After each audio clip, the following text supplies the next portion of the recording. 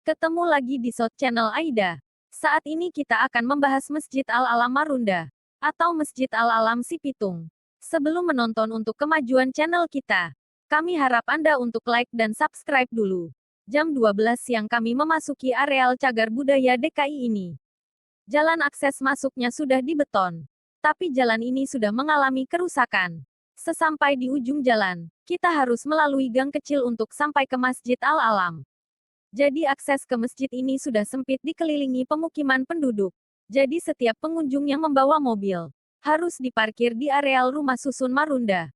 Kalau motor bisa masuk sampai ke areal Masjid Al-Alam. Sampai di gerbang tertulis nama Masjid Al-Alam. Masjid yang bersejarah tempat berkumpulnya wali Allah pengembang Islam di ranah Betawi dan Sunda. Waktu itu Sunda Kelapa masih dikuasai kerajaan Pajajaran yang berpusat di daerah Bogor. Kerajaan Pajajaran ini masih beragama Hindu dan Buddha. Mereka bersekutu dengan VOC, yaitu Serikat Dagang Belanda. Saat itu kerajaan Islam terbesar adalah Demak. Akhirnya kerajaan Demak dan Kesultanan Cirebon mengirimkan armada untuk merebut Sunda Kelapa dari kerajaan Pajajaran, dengan misi mengembangkan agama Islam. Misi ini dipimpin oleh seorang panglima yang bernama Fatahillah. Misi ini dimulai tahun 1527. Pasukan besar ini bergerak melalui laut, dari arah Demak dan Cirebon. Pasukan ini sebagian mendarat dengan diam-diam di Marunda dan Cilincing.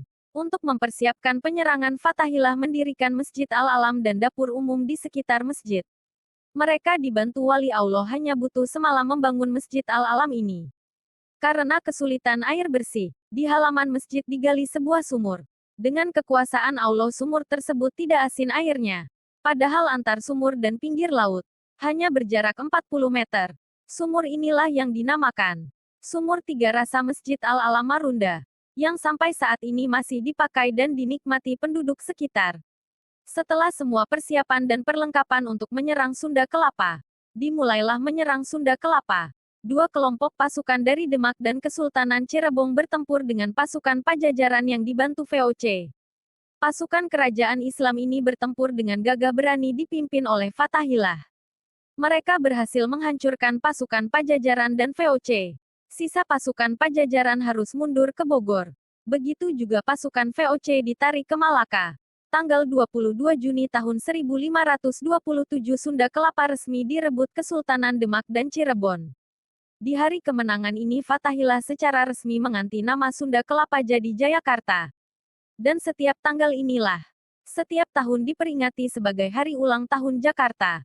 Sampai saat ini, akhirnya kerajaan Islam menguasai Jayakarta sampai beberapa tahun. Sejarah Jayakarta tidak bisa dilepaskan dari sejarah Fatahillah. Kesultanan Demak, Kesultanan Cirebon, para wali dan Islam dan masjid-masjid tua yang bertebaran di seantero kota itu. Dalam masa penyerbuan ke Sunda Kelapa, pasukan Fatahillah membangun dua masjid bersejarah yang seumur dengan sejarah kota Jakarta. Dua masjid tersebut kini dikenal dengan nama Masjid Al-Alam Marunda dan Masjid Al-Alam Cilincing. Kedua masjid ini merupakan warisan dari Fatahillah dan pasukannya. Pemerintahan Islam di Jayakarta memang tak berlangsung lama. Entitas ini runtuh dalam serangan kedua dari VOC Belanda di tahun 1619. Pangeran Jayakarta atau Jaketra selaku penguasa terakhir Jayakarta harus menyingkir ke daerah yang kini dikenal dengan nama Jatinegara Kaum. Melakukan perlawanan tanpa kenal menyerah hingga akhir hayat. Jejak beliau masih bisa ditemukan di Masjid Jami As-Salafiyah Jatinegara Kaum. Akhirnya Jayakarta secara resmi dikuasai oleh Belanda. Kota pelabuhan besar ini secara resmi diganti Belanda menjadi Batavia. Belanda menjaga daerah kekuasaannya dengan ketat. Mereka melarang mendirikan tempat ibadah umat Islam.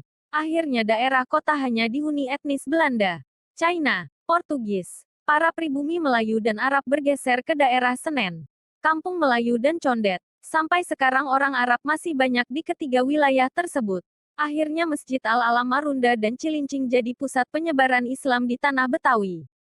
Kenapa masjid ini tertua di Indonesia? Karena pada masa itu belum ada bahan material semen. Masjid ini didirikan oleh wali Allah dari Melayu dan pasukan Fatahillah untuk penyebaran agama Islam di Betawi dan Sunda. Yang pada masa itu penduduk Jawa dan Sunda mayoritas beragama Hindu, Buddha dan kepercayaan Dan masjid ini pun menjadi saksi sejarah datangnya kerajaan Malaka dari bangsa Melayu. Salah satu yang masih tertinggal yaitu Kampung Malaka sebelah selatan dari Masjid Al-Alam. Masjid Al-Alam Marunda memiliki 4 tiang pilar. Salah satu tiang pilar itu ada yang berbentuk bengkok. Itu menandakan ada 4 masjid yaitu Masjid Kurung Batang, Masjid Alam Celincing, Masjid Alam Marunda, dan Masjid Alam Muara Gembong. Salah satu tiang Masjid Al-Alam Marunda yang bengkok adalah Masjid Al-Alam Muara Gembong yang baru jadi tiang pilarnya saja. Masjid Al-Alam Cilincing dahulu berada di pelabuhan Tanjung Priok, tepatnya di sebelah makam Mbah Priok. Lalu pada zaman Belanda masjid itu dipindahkan karena mengganggu aktivitas pelabuhan. Karena ketiga masjid yang lain banyak campur tangan sejarah, jadi Masjid Al-Alam Marunda lah yang menjadi saksi sejarah. Di sekeliling masjid terdapat makam para penjaga masjid. Yang paling terkenal adalah Kiai Haji Jamiin bin Abdullah. Kini sang penjaga masjid di masa awal berdirinya dimakamkan di samping Masjid Al-Alam. Beliau seorang ahli tasawuf yang berasal dari Kebon Nanas, Jakarta Timur. Jadi sempurna susah kiprah Masjid Al-Alam Marunda sebagai pionir penyebaran Islam di tanah Betawi dan Sunda. Semoga kisah ini bisa bermanfaat bagi kita semua. Sampai jumpa di acara yang lain dan di channel yang sama, yakni Short Channel Aida.